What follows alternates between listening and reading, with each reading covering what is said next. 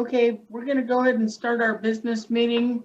We'll call our business meeting to order I have 12:07 Pacific Standard Time. So again, this is Elvita Martinez, one of the directors for the Southwest region. I'd like to welcome everybody to our business meeting of our virtual conference, and I'm glad everybody's on this afternoon. We have a number of items that we want to go over with you. First thing we're going to start with is Darren's going to go ahead and announce our scholarship recipients that we had this year. Darren?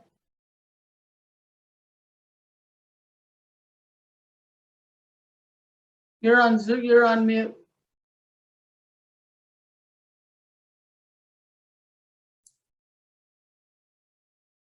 Hey, good afternoon, everybody. Hope everybody had a good lunch. I was looking through the participants and I don't see our scholarship recipients on. I know it was kind of short notice, but this year we had seven applications that we received for the scholarship, and we were only able to award 4 of them. There was myself and Aaron Johnson with Southern Ute Indian Tribe. Thank you, Aaron, for being one of the reviewers for the scholarship. It was kind of last minute notice. My apologies for that, for not trying to get more members to review. Just with returning back to work, I think everything kind of just got compressed together, and I dropped the ball on that one. But thank you again to Aaron for helping me out on a short notice. We had some great applications, and out of the 7 that were submitted, we selected Aaron Duran, Adriano Sinigini, Elias Cruz, and Kirby Morris as our 4 recipients for the Native American Fish and Wildlife Society Southwest Regional Scholarships. So congrats to them, and we look forward to hearing from them more. And hopefully when we have our practicum next year, we'll have their assistance in being mentors to our youth students. Darren, I think Adriano is on, actually. If you'd like to give them a chance to talk, to introduce themselves. Are you on, Adriano? Yes, I am. Oh, okay, great. Why don't you go ahead and introduce yourself and tell us a little bit about yourself and what's your plans for the school year. Okay, alrighty, thank you. Good afternoon, everybody. My name is Adriano Sinigini. My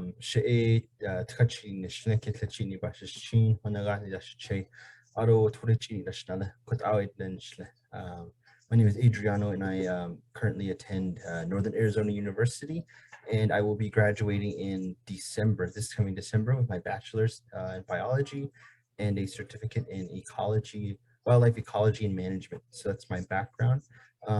This past summer, I just successfully completed an internship with the U.S. Fish and Wildlife Service as a DFP student. I believe I was one of 3 Indigenous students who were selected as a DFP this year. So that's my background. And after graduation, I hope to utilize the direct hire authority to get somewhere into the service and to serve the American people and protect our, our wildlife, plants. My background is in plants. My project that I completed was an ethnobotany outreach, which focused on the Ghost Shoot tribe and their ethnobotany at Fish Springs National Wildlife Refuge in Western Utah. So that's who I am, and I'm very thankful for the opportunity to have received this scholarship. And I thank everybody, for your support and investment in our education. Myself and my colleagues who received the scholarship as well. So I'd like to say thank you. Yeah. All right, thank you, Adriano. Good luck this year, and we look forward to seeing more Native people working within the Forest Service It's a huge accomplishment that you're going to be receiving. Continue. If you want to pursue more, I would strongly encourage you to go for your master's and even go for your doctorate. But thank you again and congratulations. Okay, thank you, Darren, as well, and you know, for your coordination for you know, the whole scholarship thing. So, kokwa. Oui. All right, thanks, Darren. Yeah, you know, we only had like 1 or 2 applications right up until the deadline. Then we ended up with more, and I got to review them. I wasn't on the selection committee because I had one of my college interns that applied. But man, with the applications were awesome.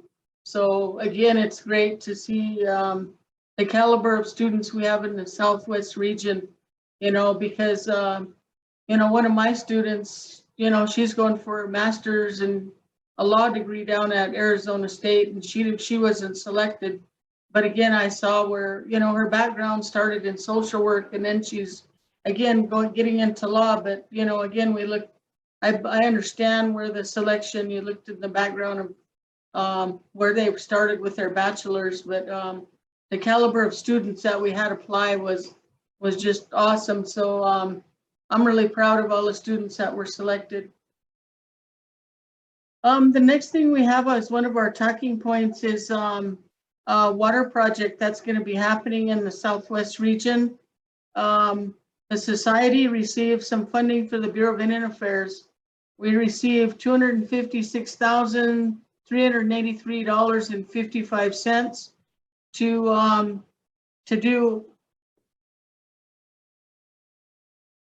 to look to assess water, what do you call them? Projects. Water projects in the Southwest region.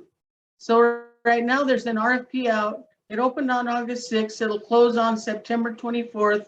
So we're looking for a consultant that's going to be contacting all the tribes in the Southwest region and evaluate their, you know, maybe some water projects, you know, that we need on the ground. We'll also be hopefully we'll have enough funding to actually do some work on the ground projects.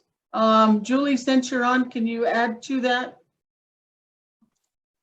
Yeah, it's for basically we're going to do an assessment in the Southwest looking at wildlife, possible wildlife water projects, I guess, what's out there, and then hoping to be able to fund, you know, some planning for about 10 projects so that they'll be ready to go. Be really great to actually do the work for one, but at this point, the funding is kind of for assessment and planning. Like I said, for about 10 tribes, hopefully. All right, and we're hoping again that we'll be able to select a consultant, you know, later on in the fall, and we're actually hoping that this assessment will be done before the end of the year. So once we get that person selected or that consultant, we'll let everybody know, so you'll be aware that they'll be contacting your tribe in the Southwest region.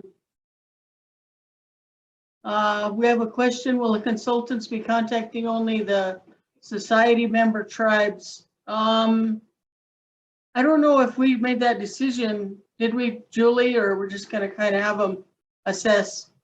It's just an assessment, I think, of the overall. I mean, I think if we're going to do planning, that we would probably give priority to tribes that are member tribes. Yeah, but we want to get everybody assessed. You know, we want to see Right. what's happening. And if they're not a member tribe already, of course, we're going to be encouraging them to become a member tribe. So I think the majority of our active tribes in the Southwest are already members, but, you know, we're still at it, still trying to get members. So, okay, I see Norman's on now. Good afternoon, Norman.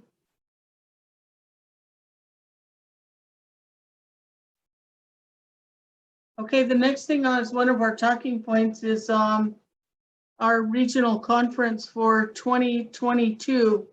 Norman, you want to kind of give us an update on the plans for next year?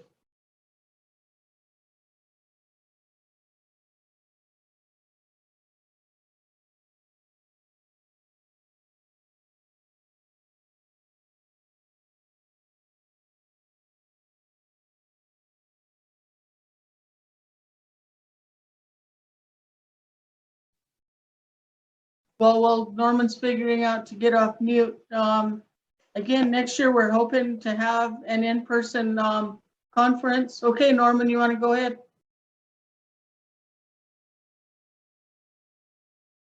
Elvita.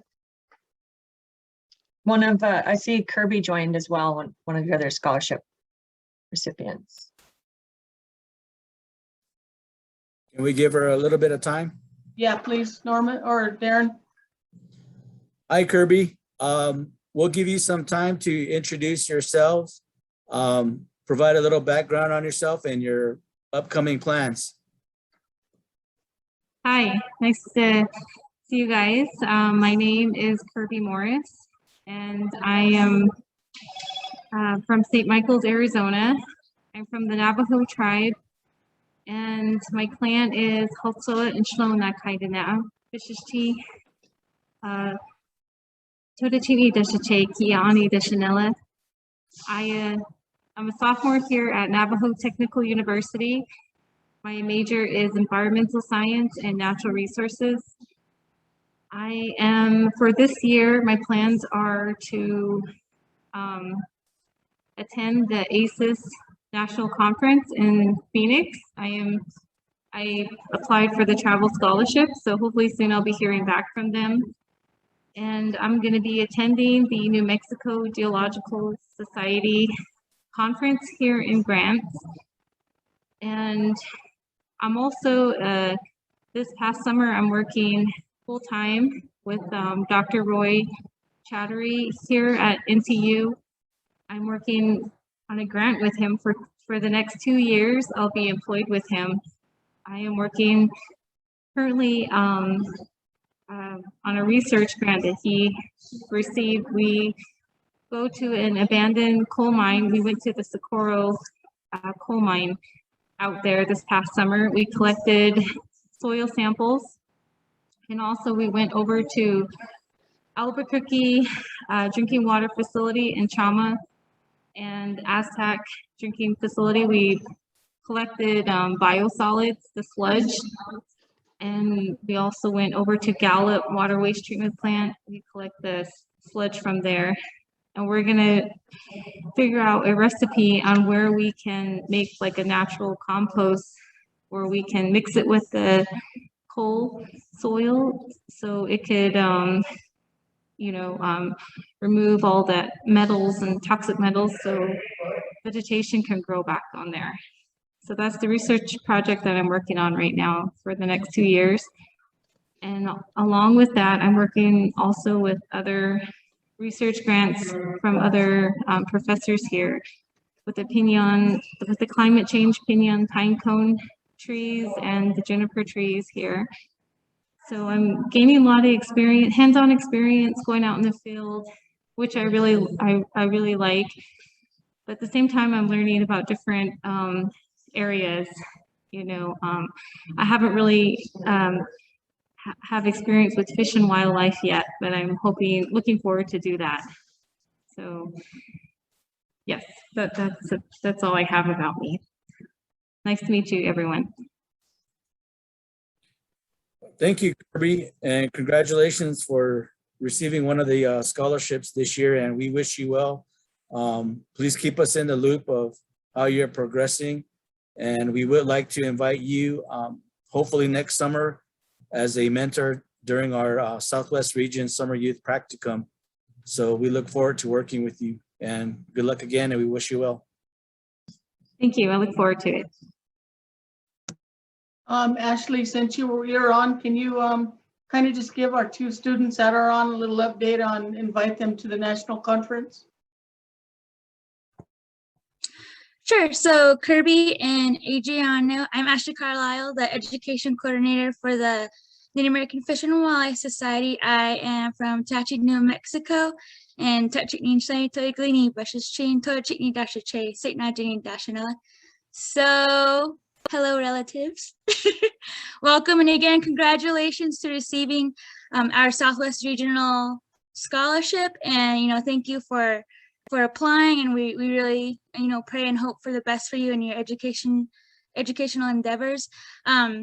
So for our national conference, that's going to be happening October 4th through the 7th of this year. And we are planning to have an in-person session, and it's going to be in Spokane, Washington. And I am currently seeking poster abstracts. So if you all have a poster and would like to present a poster, please submit that by August 18th by 10 p.m. Mountain Time. And then we also are going to offer some travel student awards to attend the conference. And the deadline date for that is August 27th at 10 p.m. Mountain Time. So you'll be sending both of those, the poster abstract submission as well as the travel scholarship. You'll be sending that to me. And there are definitely, those opportunities are posted on our website. And also if you follow us on Facebook or Instagram or Twitter, that information is also out there. So yeah, feel free to email me and contact me if you need. I'll put my contact here in the chat here soon. And I don't know if I had missed anything, but I don't know if Julie or any of the NFW staff wants to pitch in and say anything else, but that's kind of I'll be running the poster setting. So I really encourage you to submit to that. And it doesn't necessarily have to be research. It could be a project that you worked on within your internship, ongoing projects as well. So yeah, I encourage you to submit those. And then again, congratulations. Thanks, Ashley. Norman.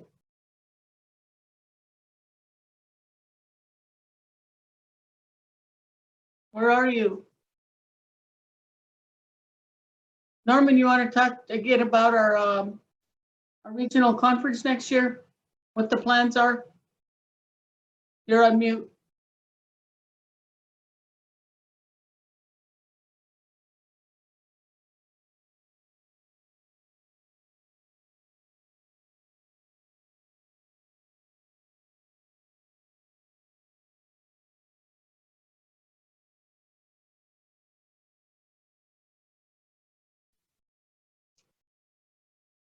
Go ahead, Norman. Are you having problems?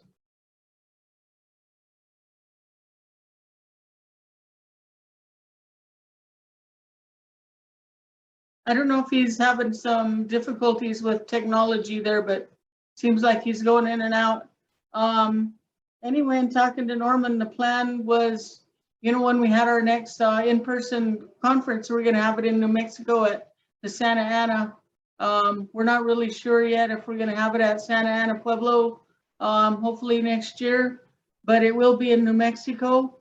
So again, hopefully next August we'll be in person somewhere in New Mexico, maybe Santa Ana, maybe a different Pueblo, another casino. So, but anyway, that's the plan. The next thing we have on is one of our talking points is the national conference. Julie, you want to kind of give an update on the plans for the national conference? Sure. Thank you for everybody for being here and for attending the Southwest Virtual Regional Conference. We are planning an in-person national conference October 4th through the 7th at the Northern Quest Resort and Casino in Spokane, Washington. Our host tribe is the Kalispel tribe of Indians up in the Spokane area, and they've been very gracious in helping us with the planning. We really kind of went back and forth on whether or not we're going to have an in-person conference, and then finally in June decided we were going to have one. And so now we're basically doing 6 to 9 months of planning in 3 months. And now with the new Delta variant, of course, there's other concerns, but our intent is to continue to plan for the in-person, and we will have an in-person event unless the Kalispel tribe or the casino ask us not to. So the registration and everything's up. We're working on the abstract or the agenda. So if anyone has something they want to present on. Our theme is commitment to collaborative sufficiency, bridging our future. And we're looking forward to really having a well-rounded agenda with all the regions and different topics that are going on. Of course, like I said, we realize that some tribes might not be able to travel, and that there will be different regulations. We're going to do our best to follow the CDC guidelines and follow the tribal and state guidelines, and hope to have, I'm hoping that people will go get vaccinated and things will settle down a little bit before October. So yeah, I think that's about it. The shoot, we have quite a bit of travel support. For presenters, we have some travel support for the CLEOs. Monday, again, we're working on doing the workshops. So right now we have 4 separate workshops planned on Monday, which would be the 4th. And that is a climate resilience or adaptation workshop that James Rattling Leaf is helping us plan. We will have a fisheries workshop, which Sean is working with USGS Ecosystems Mission, I think that's what they're called, on doing an eRNA training, which I'm not a fisheries biologist, but I guess that's some technology in fisheries. And then Corey's working on doing a chronic wasting disease training, and Alabama Fire College will be doing their hazmat awareness training. So we have 4 different workshops, training type, on that Monday. And if you have any questions or you want to be a presenter, or you know anybody, please reach out to me. Like I said, we're trying to finalize the agenda or get pretty close to finalizing it by tomorrow, which probably is not going to happen, but we're still working hard on it. Julie, one of the things I'm hoping you can check on, the Southwest region, we received that climate change travel funding, for, it was going to be for people to attend our regional conference. I was just wondering if you could just check to see if that would be possible, if we could use some of that funding maybe to send people to the national conference instead. This year's national conference? Yes, because again, I believe we got it last year, and we didn't do it last year, and now we're not using it again for this regional. Can you just check with the BIA to see if maybe we could use some of that funding to send people to the national? Sure, I'll check with them. Okay, thank you. Again, we received, I believe, $15,000 from the BIA that we've been just kind of carrying over because last year and now this year. So thanks, Julie. The other thing on the for the conference is the shoot team.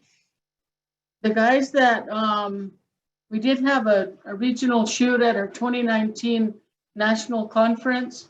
Those guys that made the shoot team at that time will be representing us at this year's national conference. And Robert Romero, our CLEO consultant, will be contacting our shooters. So hopefully all of our shooters from that from 2019 will be able to attend. So he'll follow up with them.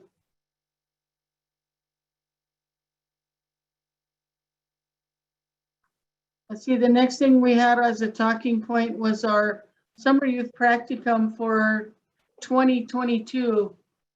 Again, I'll ask for Norman or Lawrence or Priscilla to maybe kind of give an update on what the plans will be for next year's youth practicum.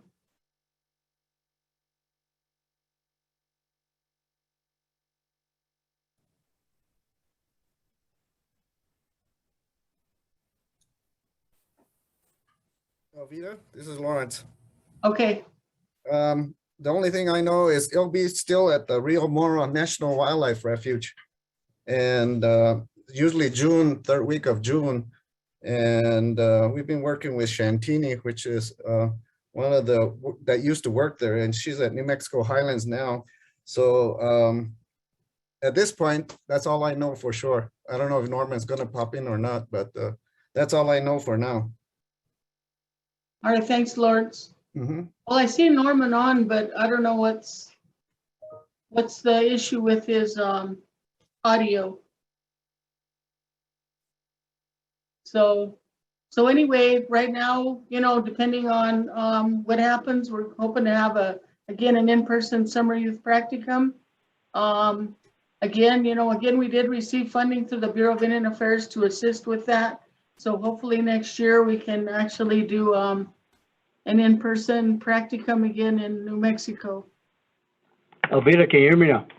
Oh, yeah. Go ahead, Norman.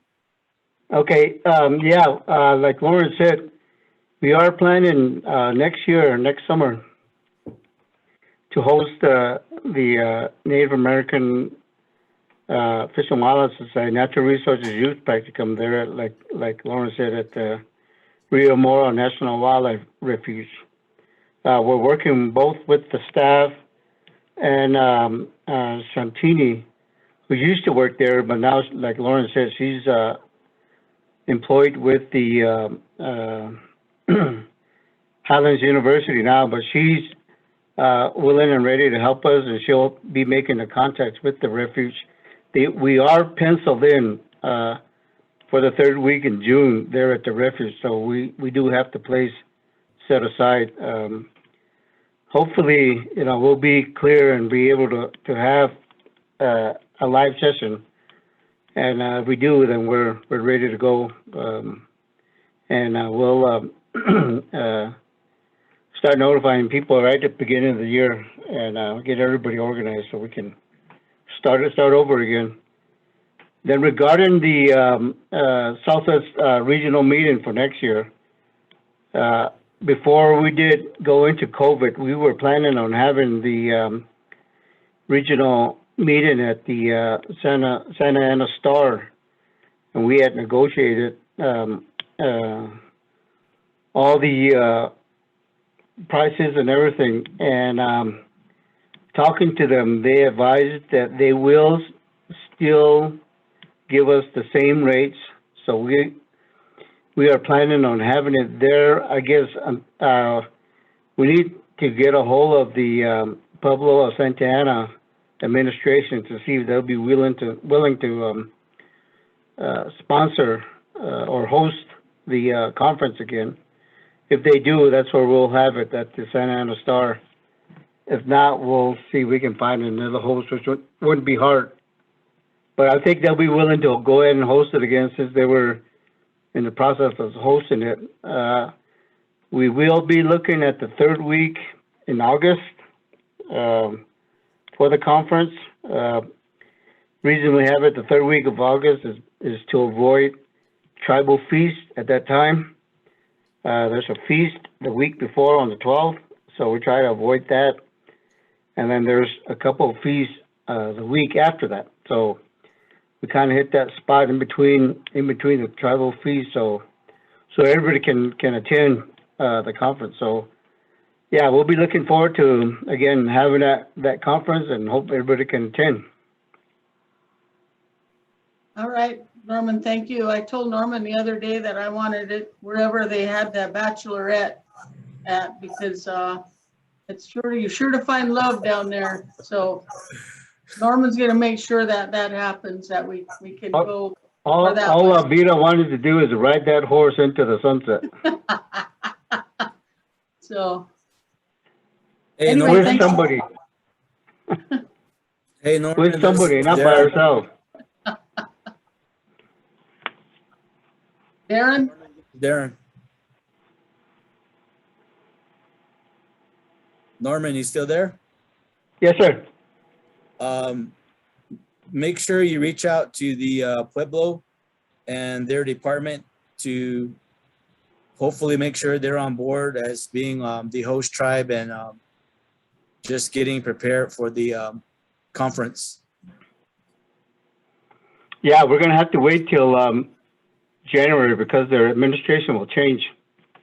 So we won't get a hold of them until after January, because this year's administration will change in January. So once they make the change, we'll get a hold of them and make sure they're willing to host. And like I said, the facility, the Santa Ana Star Casino Resort, said they would honor the rates that we had negotiated before COVID. Okay, maybe just plant the seed in the current administration so they can relay that information when a new administration comes in. Just want to be prepared and give them an advance notice.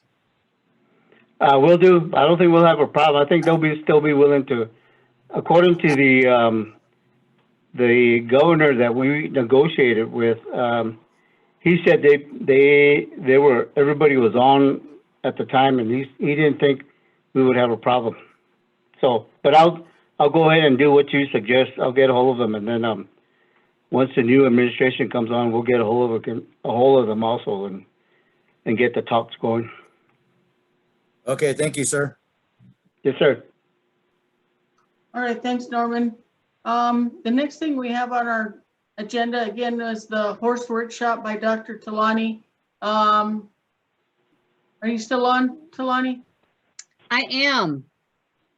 Okay, we thought we were gonna have a live workshop, but you said it's gonna be virtual now? I think so. I think the Forest Service is just,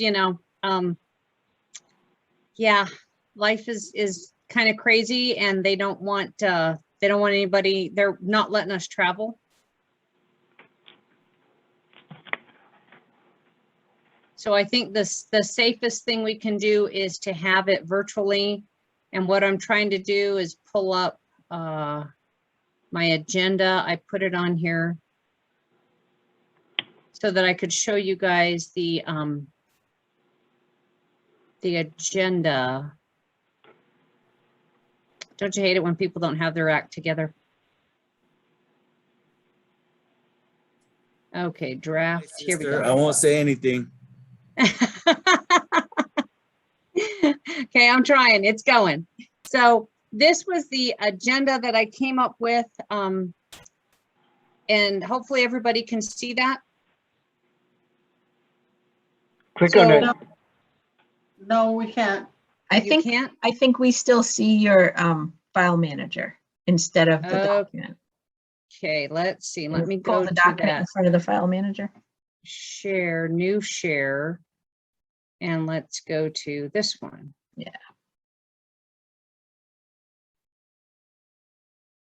Now can you see it? Yes. Yeah. Okay.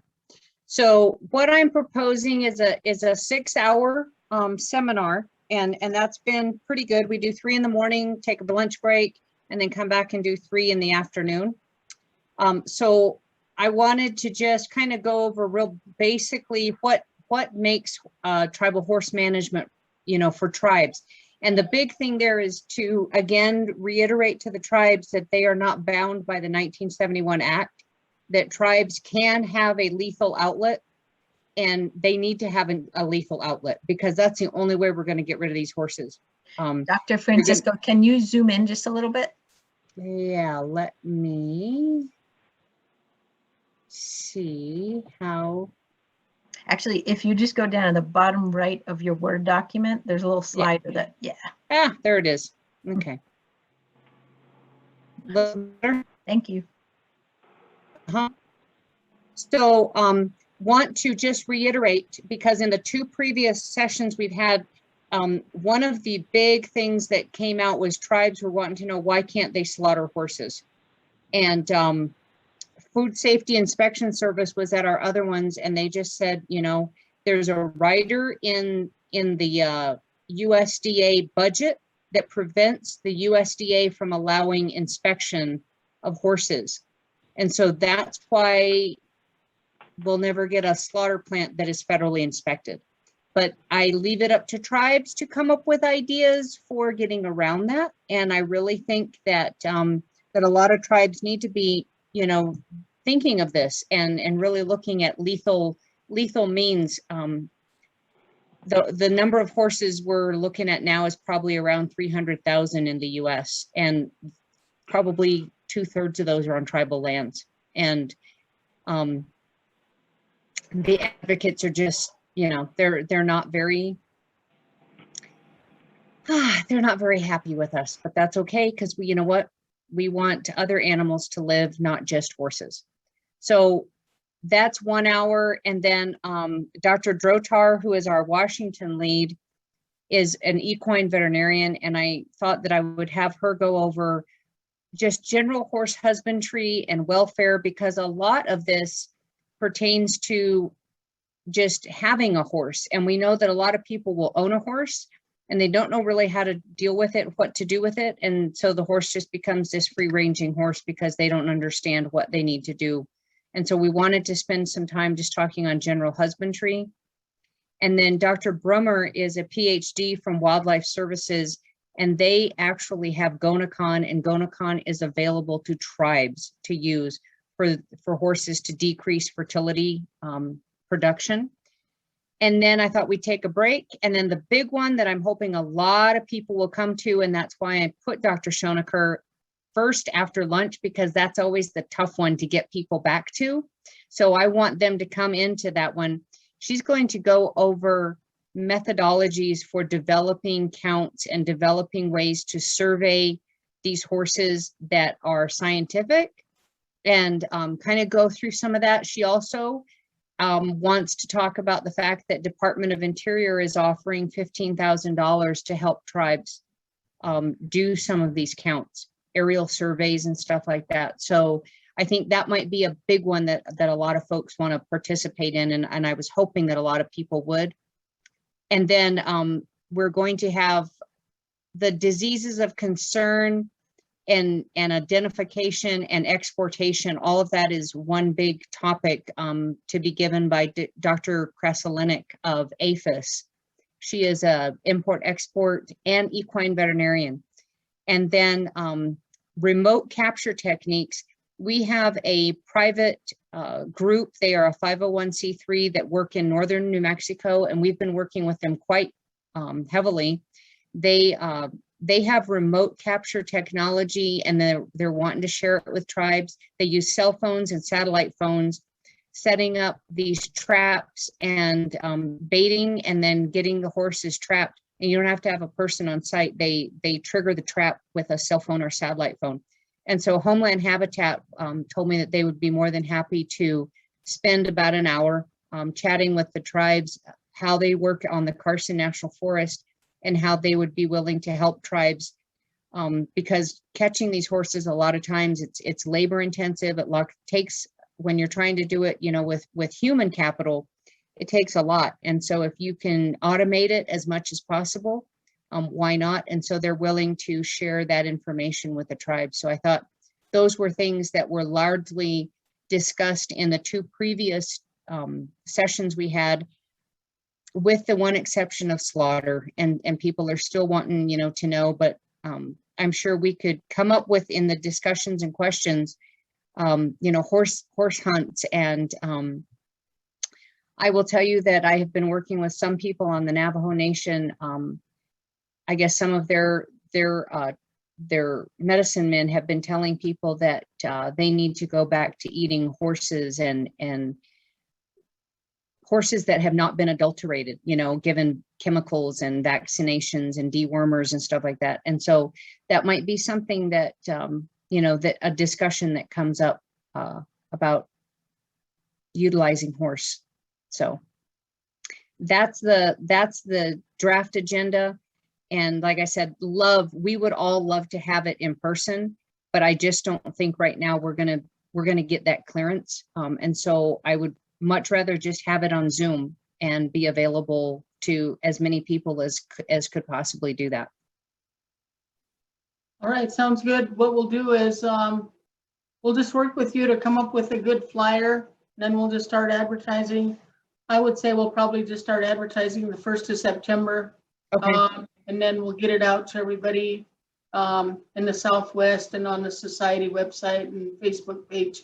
So I know it's always a big topic. So again, thank you very much for planning that. I know Norman was hoping again to have a live session, and we understand. We'll be back at it in person next year, hopefully. Right. And hopefully when we have a next one, we can make it just more robust and incorporate even more stuff. Great. Okay, Hey, Darren, we have another student. Okay, hold on. Hey, Tolani, just a quick question on your planned presentation. Do you want to make this specifically for tribes only? Because I know with the various animal lovers, they tend to try to find their way into the Zoom link to create a problem. Yeah, that would be my one thing, is that I think it needs to be tribal people only. Okay, thank you. I Okay, so think we might have to work on some type of registration for that session. So we make sure we do get tribes. yeah, I think it should be either member tribes or individual members only. And I guess we'll just have to verify that they are a tribal member. Okay, Okay, so we have Aaron Duran on. And Aaron, I would like to give you some time to introduce yourself and tell us a little bit about yourself and your plans for the upcoming school year. Okay, give me a second.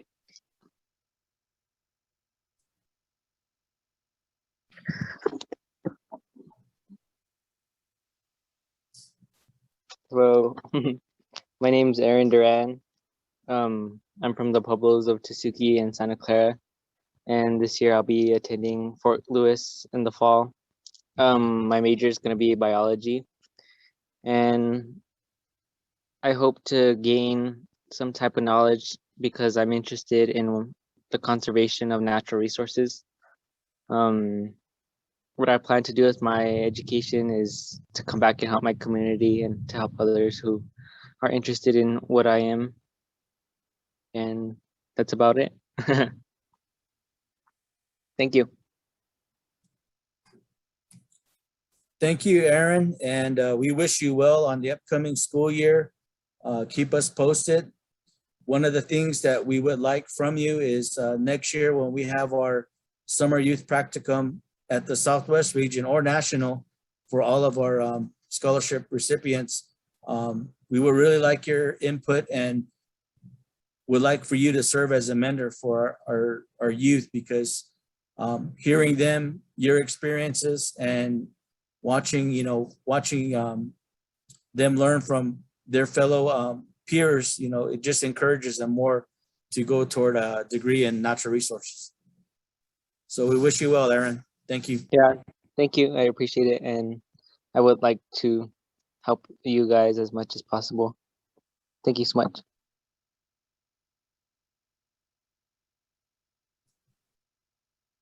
All right, thank you. Alvita. all right, the next thing we have is just a short blurb on membership. The society is working hard again to expand the membership. We're trying to get more people to pay their $50 individual membership to the society. I think we've done a really good job. Julie kind of went over it on the first day of the conference. And also there's a $250 tribal fee. Hopefully all you guys can get your tribes to pay the $250 fee.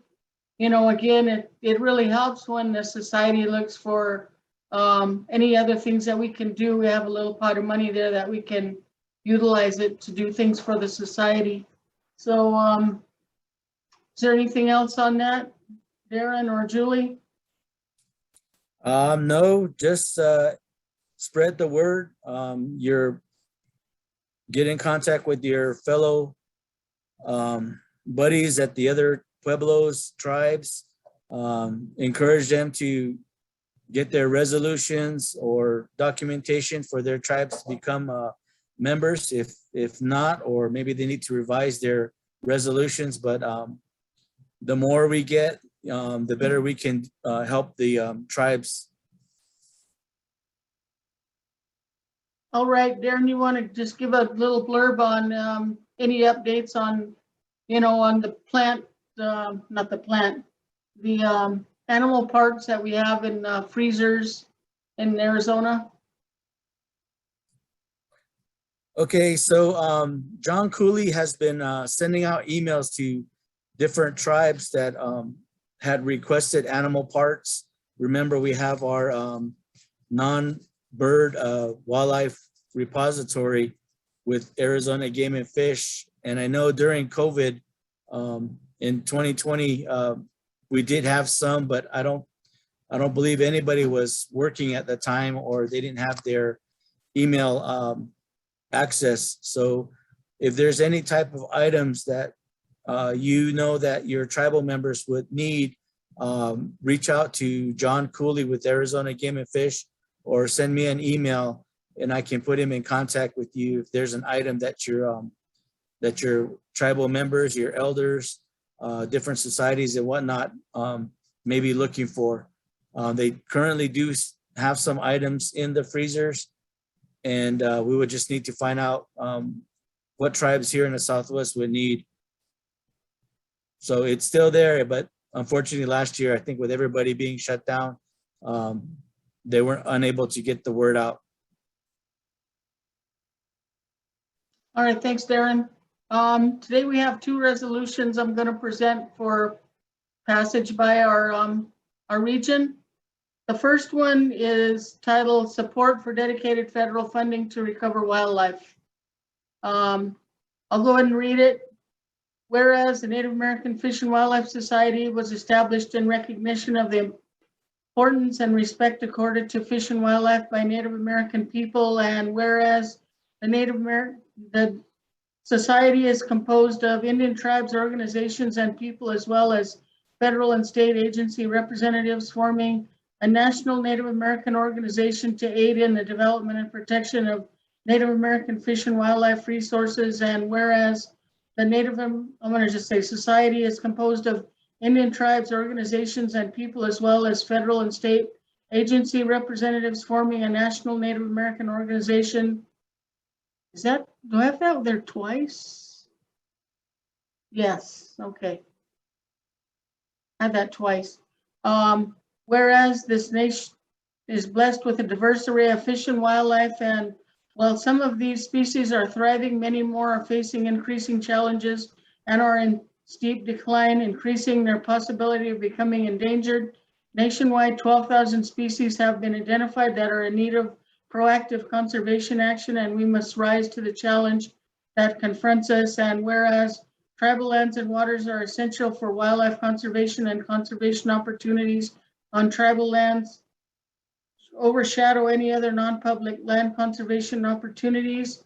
And whereas tribes own and influence the management of natural resource base of nearly 140 million acres, including more than 730 acres of lakes and reservoirs, over 10,000 miles of streams and rivers, and over 18 million acres of forested lands. And whereas tribal lands provide vital habitat for more than 525 federally listed threatened and endangered plants and animals, many of which are both biologically and culturally significant to tribes. And whereas tribes are proven leaders in the protection of these landscapes and their wildlife, that provides a model and lessons for other natural resource managers. And whereas the current funding for tribes only provides a mere fraction of what is needed to conserve wildlife species due to the inequity of funding received by them, the current practice of tribes competing for grants for tribal fish and wildlife funding does not build capacity or support self-governance.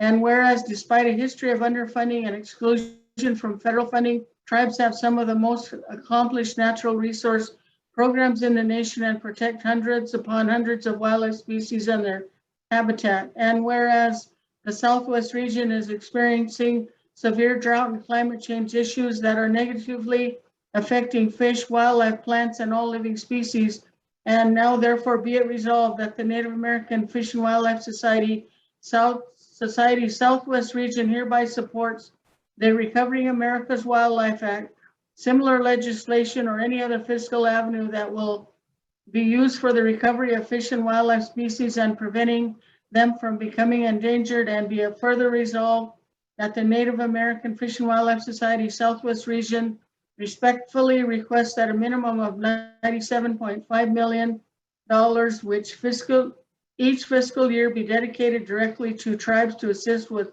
wildlife conservation through the Recovering of America's Wildlife Act or other funding, and be finally resolved that the Native American Fish and Wildlife Society Southwest region supports that such legislation meant to recover wildlife species, build capacity to maintain fish and wildlife programs, provide for conservation of habitat and provide funding for enforcement must be inclusive of tribes, and that financial resources must be dedicated to assist tribes with all of their wildlife conservation needs and efforts on tribal and traditional lands, as it's important for all tribes to protect, preserve, and maintain their natural resources for generations to come.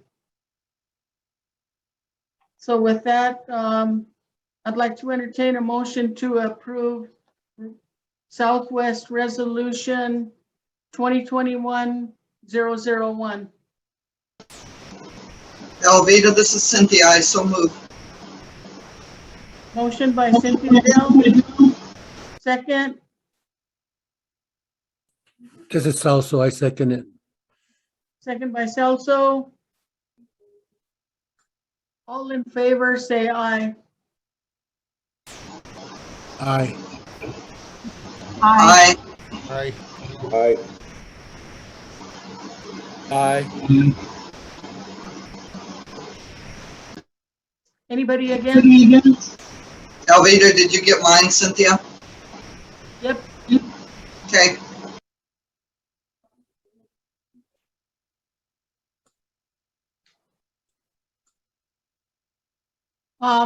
I don't have any against. Right now we have 28 people that are on our business meeting.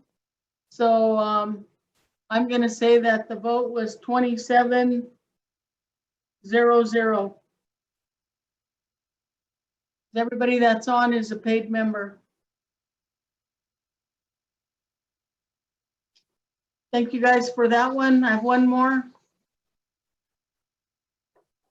This one is titled Support for the Protection of Wildlife Corridors. Again, whereas the Native American Fish and Wildlife Society was established in recognition of the importance and respect accorded to fish and wildlife by Native American people, and whereas the society is composed of Indian tribes, organizations, and people, as well as federal and state agency representatives, forming a national Native American organization to aid in the development and protection of Native American fish and wildlife resources, and whereas wildlife species can move considerable distances to meet their daily, seasonal, and ecological needs, and their movement often crosses multiple jurisdictional boundaries, including tribal, public, and private lands, and whereas tribal lands and waters provide vital habitat for hundreds of wildlife species and also serve as and include important corridors for wildlife cross large landscapes, and whereas fragmentation such as roads, fences, development, and other barriers are increasingly making it more difficult for wildlife to migrate and move safely across large landscapes, and whereas there is a need to increase the capacity of tribal communities to coordinate wildlife management strategies across a large intertribal landscape and establish a framework for advancing on-the-ground habitat connectivity projects, and whereas there is a need to foster collaboration among tribal, state, and federal wildlife and land managers to promote and protect landscape connectivity, and whereas tribes are currently excluded from Interior Secretarial Order 3362, which aims to improve wildlife corridor and habitat connectivity, and whereas tribes have limited access to sustainable funding streams to provide for their science planning and other capacity needs to address wildlife and habitat connectivity. Now therefore be it resolved that the Native American Fish and Wildlife Society Southwest Region hereby supports the Tribal Wildlife Corridors Act that aims to mitigate connectivity issues by establishing national wildlife corridors, a grants program and database to deliver habitat connectivity for native fish, wildlife, and plant species, and be it further resolved that the Native American Fish and Wildlife Society Southwest Region calls for and supports $50 million be included into the legislation for the implementation of this act, and be it finally resolved that the Native American Fish and Wildlife Society Southwest Region is supportive of collaborative efforts amongst tribal, state, federal, and private land managers to protect wildlife corridors and other habitat connectivity needs across large landscapes on and off tribal lands. With that, I'd like to entertain a motion for Southwest Resolution 2021-002. Aaron Johnson here. I make the motion to approve the resolution. Motion by Aaron, second. Alveda, this is Cynthia. I'll second. Second by Cynthia Hill. All in favor, say aye. Aye, Cynthia. Aye. Aye. Aye. Aye. Anybody against? If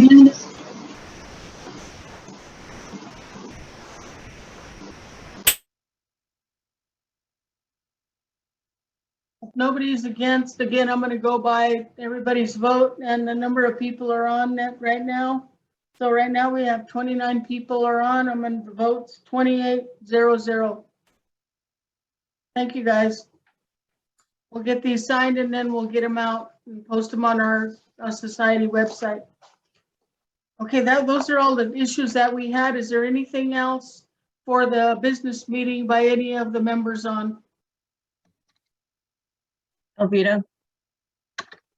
This Julie? is Julie. Just real quick, the RFP just came out for the corridors funding, I guess, through NAFWS. I just put it in the chat for everyone's information. And it does have, they have changed a little bit. So hopefully tribes can be able to access some of that funding a little easier.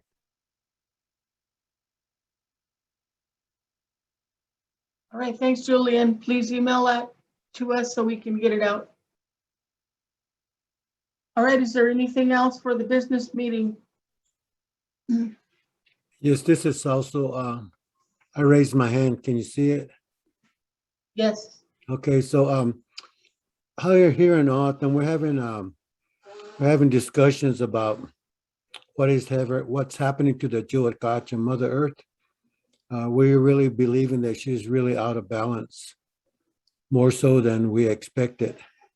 Has the Southwest region ever recognized Mother Earth as a living being through resolution? Not by the society or by the Southwest region, no. The reason why I'm bringing that is that earlier this year we had a discussion within our nation, and the saguaro is a very sacred plant to us because we believe when we pass, we become saguaros. But so by resolution, the tribe has made the saguaro a living being. So we consider the saguaro a living being. In the same instance, it would be nice if tribes recognized by resolution that Mother Earth is a living organism. She's a living being. And that we always say that through when we talk about her, but we never consider her having human rights. And I think that's a lot of other indigenous people around the world are starting to say that she has rights too, and we are denying her those rights by actually, polluting her and poisoning her. So I thought I would just bring it up because for some reason, I don't know why, I'm on this thing to save Mother Earth. And so I thought I would bring that up because this is the place to talk about these things.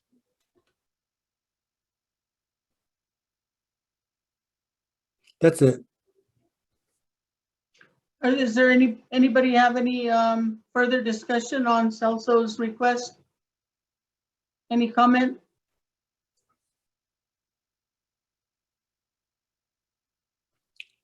I just want to bring one more thing up before I get off.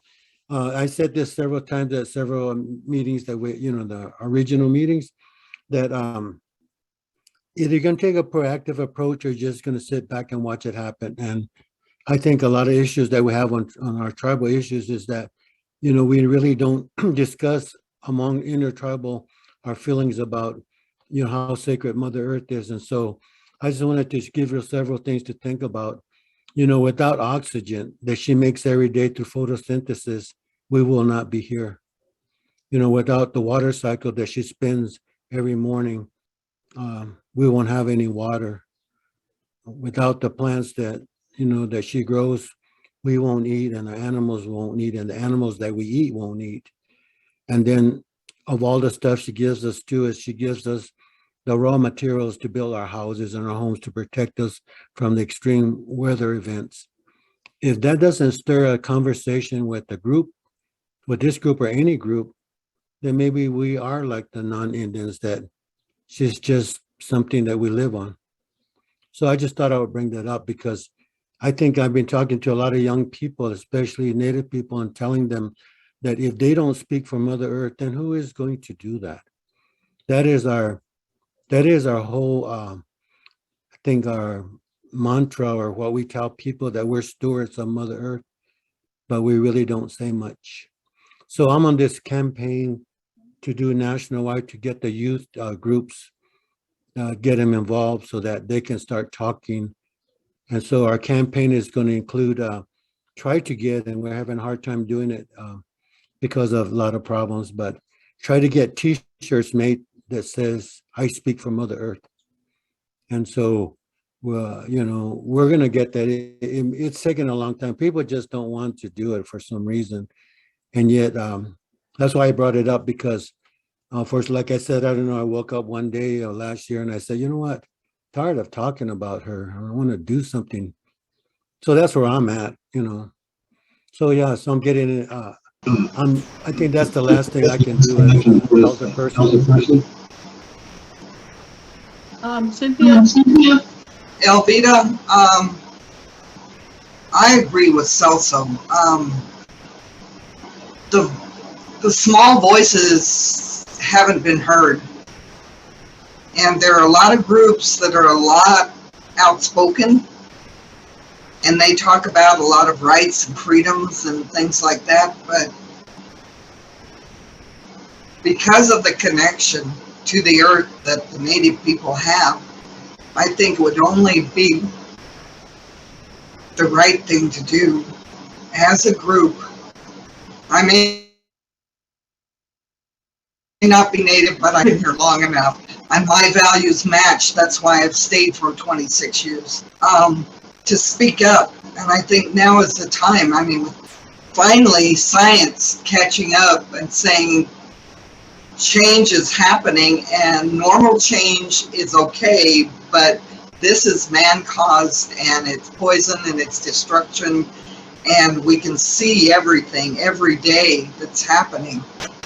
That this is a time for the people to speak up. And I think Native American Fish and Wildlife Society is a place to start.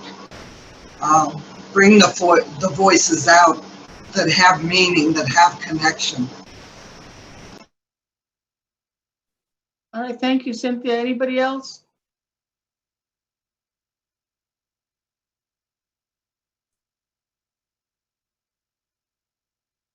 Darren? Oh, his bandwidth is low. Anybody else? Yeah. I believe Celso and Cynthia said it well.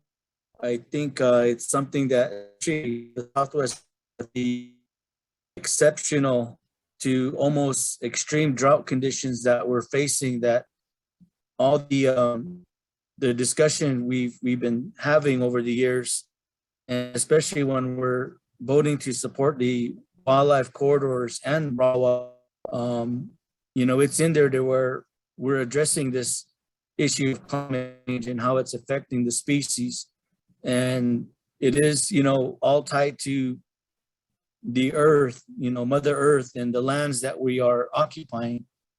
I think, you know, it would be good if we can have introduce a resolution at the national conference, being spearheaded from the Southwest region to formally recognize Mother Earth as a living being, and that we do need to protect her rights as we move forward, because it's not going to get any better. We all know that in change. Species are moving out of their natural corridors and they're seeking refuge, and they're eventually coming into the residential areas looking for food and water. even shelter. So we would need to some full support only from the region, but at the national all region level. All right, thanks, Darren. Anybody else have any comment?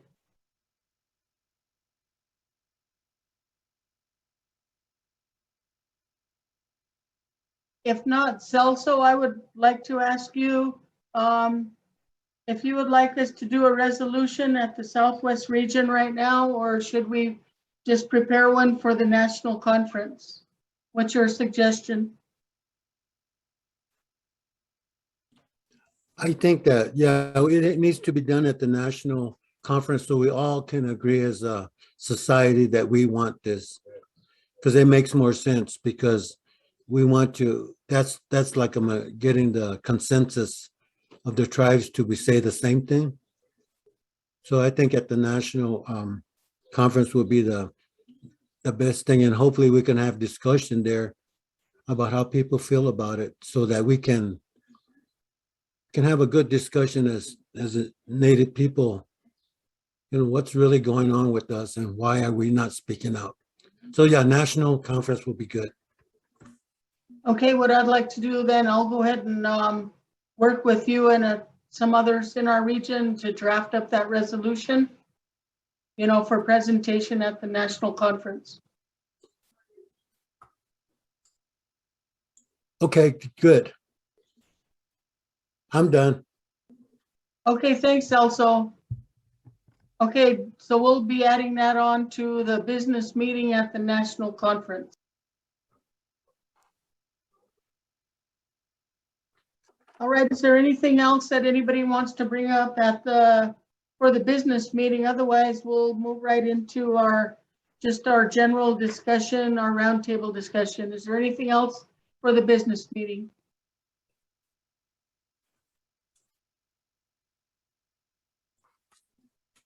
If not, we'll go ahead and adjourn our business meeting at 1:14.